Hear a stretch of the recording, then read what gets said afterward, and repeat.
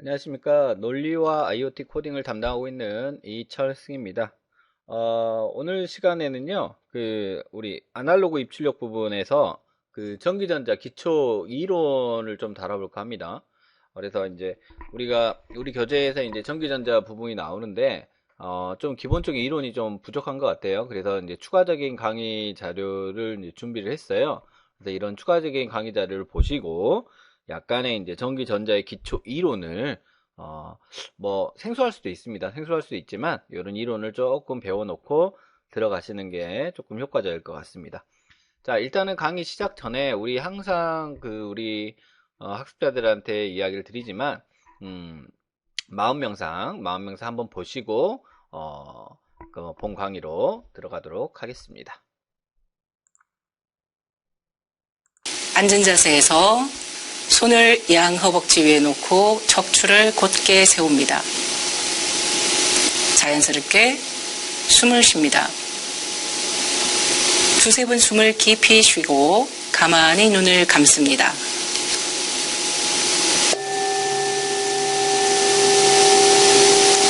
숨을 쉬고 있는 내 모습을 그려보세요. 내가 숨 쉬고 있다는 것을 어디에서 느낄 수 있나요? 코끝, 가슴, 배, 혹은 온몸으로 느낄 수 있을 겁니다. 어디든 상관없습니다. 단지 내가 숨 쉬고 있다는 것을 알아차리면 됩니다. 자연스럽게 숨이 들어가면 숨이 들어가는 것을 알아차리고, 숨이 나오면 숨이 나오는 것을 알아차리세요.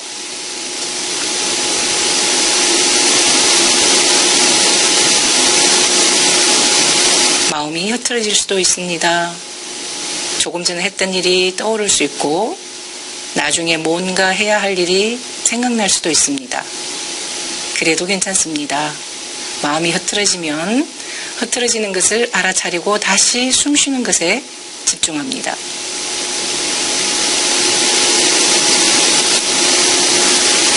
이제 심호흡을 크게 하면서 천천히 눈을 뜨세요.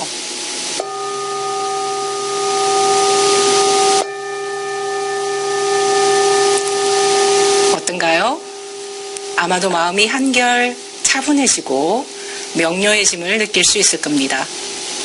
이렇게 잠시 동안 호흡을 바라보는 것만으로도 우리의 주인은 지금 여기에 집중할 준비를 하게 됩니다. 깨어있는 마음으로 이 수업에 오롯이 집중하길 바랍니다.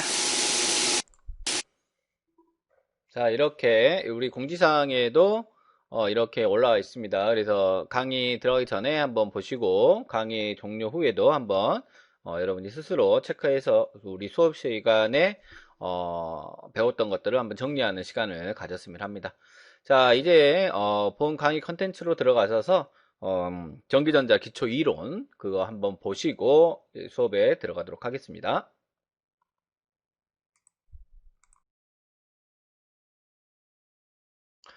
이번 시간에 이제 다뤄질 내용 같은 경우에는 우리가 이제 지난 시간에 했던 디지털 입출력, 디지털 입력할 때는 시스템 입장에서 입력이니까 디지털 리드라는 함수를 썼었죠. 그 다음에 이제 출력할 때는 디지털 라이트, 요런 함수를 썼습니다.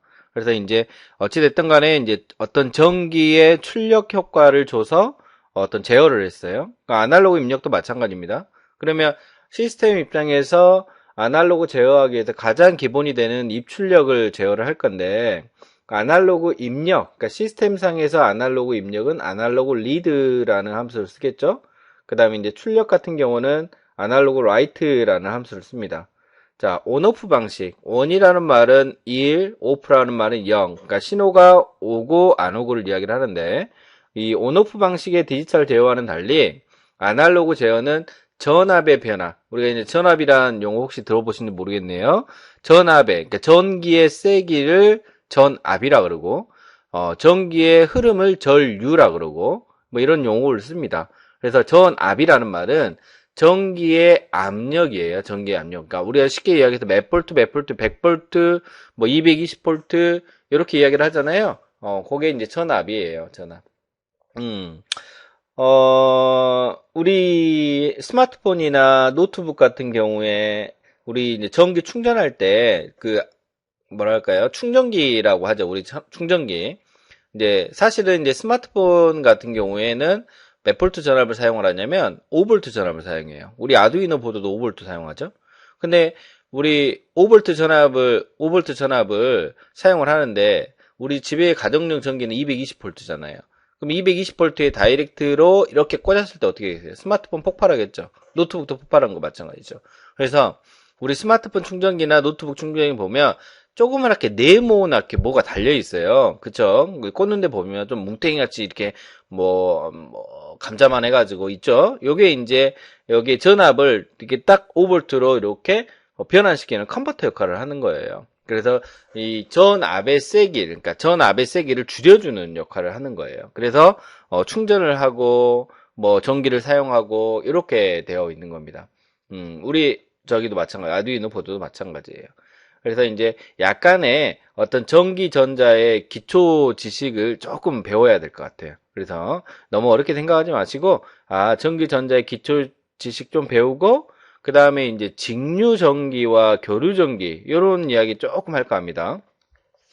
아마 생소하실 거예요. 우리 친구들은 여학생이기도 하고, 아마 이 전기나 전류나 이런 거에서 좀 우리가 이걸 배워야 되나? 그렇게 느낄 수도 있는데, 우리 실험에서는 약간의 기초 지식입니다. 그쵸? 약간의 기초 지식은 알고 있어야 될 것 같아서, 전기전자 기초 지식하고, 제가 이제 직류전기가 뭐고, 교류전기가 뭐고, 요거 조금 설명할 거예요. 좀, 지루하고 따분할 것 같아도, 그래도 조금만 참고, 우리 이제 실험 임하기 전에 기초 지식이라고 생각하고, 한번 배워보도록 하겠습니다. 우리 교재 120페이지에 보면은 아날로그 입력에 보면 ADC라는 게 나와요. ADC. 첫 번째 주 ADC 나오잖아요. 그러면 여기서 말하는 A는 아날로그를 이야기를 하는 거예요.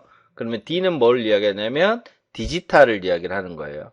그 다음에 C는 컨버터예요. 그러니까 아날로그와 디지털을 변환하는 장치를 우리는 ADC 장치라고 합니다. 그죠? 그러니까 그러면 디지털은 1과 0, LED를 켜고 끄고, 아날로그는 어떤 연속적인 변화량이 발생한 것을 아날로그라 그래요. 이제 그런 내용들을 좀 이야기하도록 하겠습니다. 자, 자료 한번 넘어가서 보도록 하겠습니다. 자, 화면에 보이고 있는 이 자료는요, 우리가 기본적으로 자료실에 제공해준 자료예요. 일부 캡처를 할까 합니다. 일부 캡처해서 하는데 이제 전기 전자 기초 시작하기라고 되어 있어요. 전기라는 말은 뭔 말인지는 들어보셨죠? 그랬죠? 우리 화력발전, 원자력발전소에서 통신탑을 통해서 우리 집으로 이렇게 해서 우리가 저 불도 켜고 뭐 냉장고도 돌리고 막 이래요. 근데 이제 우리가 이 전기에 대해서 조금 이야기를 할까 합니다. 이 전기가 발전소에서 발전한 거는 뭐 수력, 화력, 원자력 여러 가지가 있겠죠. 발전소에서. 그러니까 전기를 만드는 힘이라고 보시면 될 것 같고. 그러면 이제 전기가 만들어졌는데 전기는 크게 직류 전기하고 교류 전기로 나눠집니다. 직류와 교류 전기로 나눠진다라고. 우리 이제 여기 계신 분이 에디슨이에요. 우리 이제 뭐 전구도 발명을 했고 요 분이시죠? 에디슨. 토마스 에디슨입니다. 자, 천재는 1%의 영광과 99%의 노력으로 이루어진다라고 이야기를 했죠. 자, 우리는 99%의 영감은 가지고 있고 아니구나. 1%의 영감을 가지고 있고 99%의 노력을 지금 하고 있을 겁니다. 자, 간단하게 이제 역사하면 직류나 교류는 이제 1880년대, 요때 에디슨이 이제 최초로 이제 발명을 하게 됩니다. 그래서 이제 우리가, 그때쯤에 이제 우리가 어떤 신호를 멀리 보내고자 해요. 그래서 멀리 보내고자 하는데 어떤 원천을 가지고 멀리, 보낼 수 있을까라고 해서 이제 에디슨 연구소라는 걸 발명을 합니다. 그래서 이제 우리가 그때 당시에 이제 연구원으로 활동했던 테슬라라는 사람이 직류 전기가 일반인이 쓰기에는 비싸고 대중화하기 어렵다. 그러니까 직류란 말은 직접 전압을 가하는 거예요. 그다음에 이제 교류전기란 말은 양쪽에서 에너지를 공급한 거를 말합니다. 그래서 이 사람이 너무 비용이 비싸니까 우리 교류전기를 씁시다라고 해가지고 그 제안을 했어요. 근데 이제 에디슨이 안 되겠는데 하고 이제 거절을 한 거죠. 그래서 이제 직류를 주장했던 뭐 에디슨하고 교류를 뭐 주장했던 테슬라하고 이렇게 이제 사이가 안 좋아진 사이가 됩니다. 근데 이제 직류전기나 교류전기나 각각의 장단점은 있습니다. 그래서 이런 각각의 장단점은 있는데 가장 큰 차이점은 뭐냐면 송전의 효율성. 그러니까 송전이라는 게 뭐예요? 보낼 때 전기를 보낸다라는 거예요. 우리 샌드죠. 송신 들어봤죠? 이메일 송신한다 들어봤죠? 이메일 송신하는 거. 그러면 전기를 송신하는 걸 송전이라고 합니다. 송전. 일단 전기를 보낼 때 어떤 게 더 효율적이냐를 이제 먼저 연구하게 되는 거죠. 자, 직류전기는 전기를 멀리 송전할수록 전기의 손실이 많이 발생하지만 교류전기는요, 거리가 멀어도 소모량이 적어요. 그래서 먼 거리까지 전기를 공급할 수 있다는 이런 장점을 가지고 있습니다. 그래서 그래프로 보면 직류 같은 경우는 다이렉트예요. 다이렉트. 여기 보면 DC라고 돼 있죠. 다이렉트로 쭉 가지만 교류전기는 이렇게 곡선 파형을 하는데 요게 아마도 이 직류전기의 시초가 지금의 디지털이 된 것이고 이 교류전기가 발전해서 우리가 아날로그로 발전했다라고 보시면 돼요. 그래서 상당히 직진성이 강하고 요거는 이렇게 어떤 파형, 주기를 가지고 이런 교류전기는 전송하게 되는 겁니다.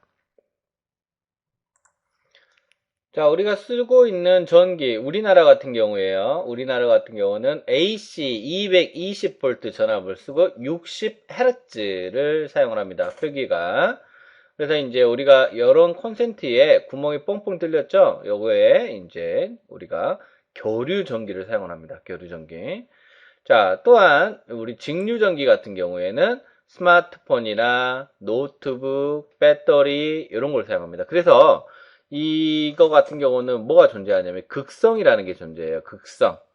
그래서 우리 건전지 보면은 플러스 있고 마이너스 있고 있죠? 양극이 있고 음극이 있고 이렇게 되어 있어요. 그래서 교류전기 같은 경우에 교류전기는 1초의 극성이 파형이 60번씩 바뀝니다. 그래서 양극하고 음극을 구분 없이 사용할 수 있지만 직류 같은 경우는요 극성이 딱 정해져 있어요. 그래서 플러스는 플러스, 마이너스는 마이너스 이렇게 연결해야 돼요.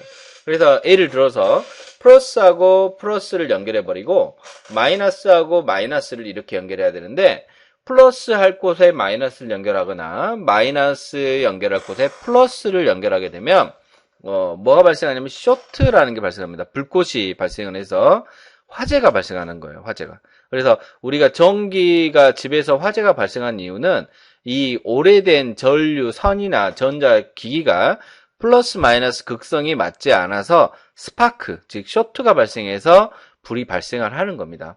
그러니까 오래된 가전제품은 좀 그럴 확률이 높겠죠. 그리고 콘센트 같은 경우에도 어떻게 될게요? 먼지 같은 게 하면 이 전기가 흐르는 길이 생기는 거예요. 전기가 흐르는 길이 생기다 보니까 이 먼지에 불꽃이 발생해서 화재가 발생할 수도 있다라는 거예요. 간단하죠? 이런 원리입니다. 자, 220V 전압을 함부로 만져서는 안 되겠죠. 그죠? 그래서 우리 가정집이나 어디 기관, 건물에는 전압이 갑자기 올라가는 걸 방지하기 위해서 이렇게 다운시키는 어떤 장치가 있는 겁니다. 그래서 우리는 흔히 얘네들을 뭐라고 그러냐면 두꺼비집이라고 합니다. 두꺼비집. 두꺼비집 들어보셨죠? 그래서 플러스 마이너스가 있는 것이 직류고 플러스 마이너스가 없는 게 교류구나. 그러면 교류가 1초에 60번씩 바뀌구나라는 거예요. 그러면 220V 전기의 교류야? 진짜로? 맞아? 네, 맞습니다. 한 가지 테스트하게 되면 콘센트에 요게 이렇게 있잖아요. 그러면 이렇게 꽂는 사람도 있고 뒤집어서 꽂는 경우도 있고 그러죠. 자, 휴대폰 충전할 때 휴대폰 아답터 어떻게 돼요? 반드시 꽂을 수도 있고 돌려서 꽂을 수도 있죠. 네, 맞습니다. 그게 교류입니다. 이해되셨나요? 자, 전기가 흐르는 물체, 우리가 도체라 그럽니다. 도체. 전기가 흐르지 않은 걸 부도체라 그래요. 그러죠? 그러니까 전기가 흐르는 성질을 가지고 있는 거예요. 그러면 이 금속 성분이 있는 건데 구리, 대표적으로 전기선은 구리예요. 구리보다 더 잘 흐르는 게 금이나 은이에요. 금이나 은이 훨씬 더 전기가 잘 흐릅니다. 근데 왜 구리를 쓸까요? 비싸니까. 금하고 은은 비싸니까 쓸 수가 없는 거예요, 전선에. 근데 우리 전자기기에는 어떤 전기의 신호를 빠르게 전송하기 위해서 금이나 은을 사용을 합니다. 그래서 우리가 휴대폰 같은 데 보면은 안쪽에 금이 이제 뭐 미량이겠지만 금 성분이 존재를 하는 거예요. 그래서 폐 휴대폰 같은 거를 가져다가 거기에 있는 금 성분을 추출을 하는 겁니다. 자, 전기 중에서 전압은 물의 수압이라고 하시면 되고, 전류는 물이라고 생각하시면 돼요. 흐르는 물. 저항은 물이 나오는데 돌멩이를 막았어요. 그죠? 우리 전류가 흐르는데 저항을 달아서 전류의 흐름을 약하게 하는 거예요. 전압도 마찬가지고, 어딘가를 막아줘서, 저항을 막아줘서 전압을 줄여주는 거예요. 이해되신가요? 자, 그러면 전압과 전류와 저항의 관계를 오음의 법칙이라고 합니다. 우리가 LED의 저항, 지난 시간에 LED의 저항 다뤘잖아요. 몇 옴짜리, 제가 오음이라고 이야기를 했습니다. 오음. 오음이라고 이야기했는데, 220오음을 달았어요. 200을. 그러면 저항이 하는 역할이 뭐냐면, 전압과 전류를 약하게 하는 거예요. 약하게. 그래서 이런 오음의 법칙이라는 공식이 나오게 되는 겁니다. 자, 전압은 전류 곱하기 저항이라는 식이 만들어지는 거예요. 그렇다면 전압은 전류 곱하기 저항이고요. 저항은 전압 나누기 전류입니다.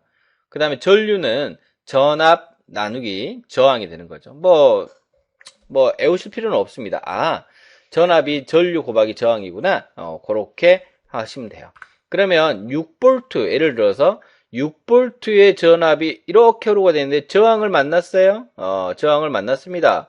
그러면 자, 6V의 전압이 저항을 만났어요. 2옴짜리. 그러면 6 나누기 2 하게 되면 전류는 얼마가 돼요? 3이에요. 그래서 3암페어라고 씁니다. 6V 2옴 3암페어. 암페어. A는 이제 전류라고 합니다. 그래서 이런 관계가 성립이 된다라고 보시면 될 것 같습니다.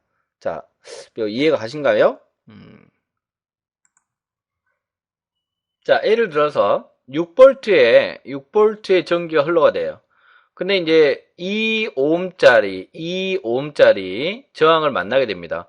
그러면 4V가 되고요. 이 4V에 또 4옴짜리가 되면 0V가 돼요. 그러니까 결과적으로 이 전압이 이렇게 흘렀을 때 저항을 만나게 되면 전압의 세기가 감소하게 되고 최종적으로 볼트는 적게 되는 거죠. 0V가 될 수도 있다라는 거죠. 아셨죠? 자, 그리고 중요한 한 가지가 있습니다. 우리가 이제 디지털 아날로그 많이 이야기를 합니다. 엄청 많이 들었죠? 자, 디지털의 어떤 신호를 준 게 디지털 신호라고 그러고 아날로그의 어떤 신호를 아날로그 신호가 있는데 이 정의를 내리자면 어떤 특정 값을 단위로 불연속적으로 변하는 신호를 우리는 디지털 신호라고 합니다. 그 다음에 아날로그 신호 같은 경우는 빛, 소리와 같이 연속적으로 변하는 신호를 아날로그 신호라고 합니다. 어렵죠? 쉽게 이야기해서 디지털은요 0, 1, 0, 1, 0, 1 이렇게 가요. 여기요 0, 1, 0, 1, 0, 1 이런 식으로 0은 신호가 없고 1은 신호가 있는 거예요. 그러니까 LED로 보게 되면 LED low, high, low, high, low, high 이렇게 하는 거예요.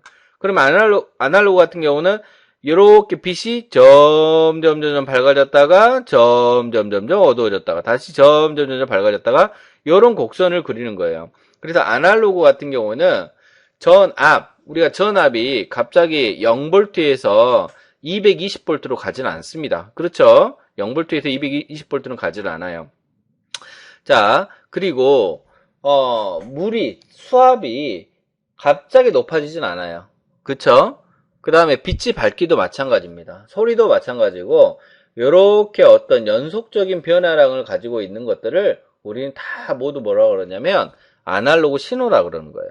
그러면 0하고 1, 로우하고 하이 이걸 디지털 신호라고 합니다. 그래서 0과 1을 우리는 뭐라고 그러냐면 0, 1이 뭐예요? 이진수잖아요. 그렇죠? 그래서 0하고 1을 가지고 있는 디지털 신호를 우리는 이산 데이터라고 합니다. 이산 데이터. 그러면 디지털은 입력을 받을 때에도 이산 데이터를 받는 것이고 디지털은 출력을 할 때도 이산 데이터를 출력을 하는 거예요.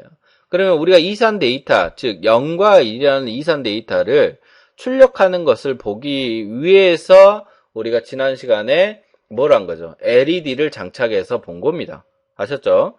그러면 우리가 이번 챕터, 지금 우리 교재 파트 2에 있는 챕터 5장의 아날로그 입출력 같은 경우에는 신호가 이렇게 곡선 파형을 된 어떤 신호를 입력을 받거나 아니면 곡선 파형이 된 신호를 출력을 해야 돼요. 그래서 나중에 LED를 하나를 가지고 실험을 할 건데 밝기를 조절할 수 있어요. 빛의 밝기. 그러니까 빛의 밝기를 점점 어둡게 할 수도 있고 그 다음에 밝게 할 수도 있고 이런 것들을 하는 거예요. 그래서 연속적인 변화량이 있는 것들을 다 우리는 아날로그 신호라고 합니다. 자, 우리가 이제 예를 들자면 디지털 신호 이런 거 그림 많이 봤죠? 0101010101 이렇게 돼 있는 거를 이 0하고 1 하나하나를 우리는 뭐라고 하냐면 디지트라 그래요. 디지트. 그러면 이런 디지트들이 모여서 뭐가 되겠습니까? 디지털이 되는 거예요. 그래서 컴퓨터, 휴대폰, 어떤 이런 것들 현대 문명에서 사용되는 대부분의 신호들이 우리가 디지털 신호라고 합니다. 그렇죠? 이런 디지털 신호를 감성을 더하기 위해서 아날로그 형태로도 바꿀 수가 있어요. 근데 실제적으로 아날로그는 어떤 연속적인 변화량이 발생하는 거예요. 온도가 변화를 한다든가 이런 것들. 그러면 혹시 요즘 같은 시국에 체온 체크했죠. 우리 이마에다가 딱 이렇게 멀리서 탁 이렇게 해가지고 지금 뭐 이마에 코로나 때문에 온도가 몇 도인가 이렇게 될 때 있잖아요. 그럼 먼 거리에서 이마에 대한 열을 측정하기 위해서 열에 대한 감지 센서를 어떤 그 기계에 달아야 될 거예요. 그 기계에 달아서 순간순간의 온도를 측정할 수도 있겠지만 변화량도 측정을 할 수가 있어야 돼요. 그거를 수치화, 아날로그적인 어떤 값들을 수치화해서 당신의 이마는 지금 36.5도예요 라고 표시를 해주는 거예요. 디지털로. 그래서 지금은 혼용해서 많이 쓰이는 거죠. 사실은. 그래서 대부분이 그런 거예요. 자, 자동차 혹시 우리 친구들 운전면허 있으신 분 모르겠는데 자동차 계기판 보면은요. 계기판 보면은 바늘이 0부터 쭉 이렇게 올라가거든요. 아마 혹시 집에 가서 유심히 한번 보십시오. RPM이라고 써있어요. RPM. RPM은 뭐냐면 로테이션, 돌다, per minute, 분당 얼마나 많은 엔진이 도느냐라는 거예요. RPM이. 그러면 분당 RPM 곱하기 1000이 있거든요. 1000rpm, 2000rpm, 3000rpm. 그러니까 1이 1000이고 2가 2000rpm이에요. 2000rpm인데 그러면 엔진이 회전수가 높아지면 고 RPM이 되는 거죠. 그러니까 고출력이 발생을 하는 거예요. 근데 이게 이제 옛날에는 바늘로 이렇게 올라갔단 말이에요. 근데 요즘 자동차들은 바늘로 올라가지 않아요. 숫자로 올라가거나 아니면 바늘이 디지털화해서 보여주는 거예요. 디지털화. 그래서 아마도 이렇게 시동을 딱 끄게 되면 바늘이 보이는, 이렇게 바늘이 딱 보이고 있어요. 실제 바늘이 있어요. 이건 아날로그예요. 아날로그. 근데 시동을 딱 껐는데 바늘이 안 보이네? 그냥 LCD 모니터네? 그러면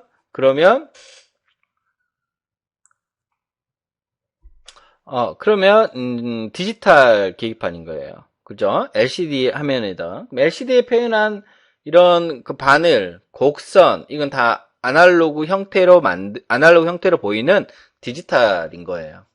이렇게 만들어지는 겁니다. 자, 장점 볼게요. 디지털의 장점, 정보의 저장과 전달이 쉬우며 변형 없이 전달 가능하다라고 돼 있어요. 그 다음에 여기는 이제 아날로그 같은 경우는 어떤 세밀한 표현이 가능하다라고 되어 있죠. 자, 단점은 원래의 정보를 그대로 기록할 수 없다. 어떤 변화를 해야 돼요. 어떤 변형을 해야 돼요. 왜 그러냐면 이진 데이터로 되어 있으니까.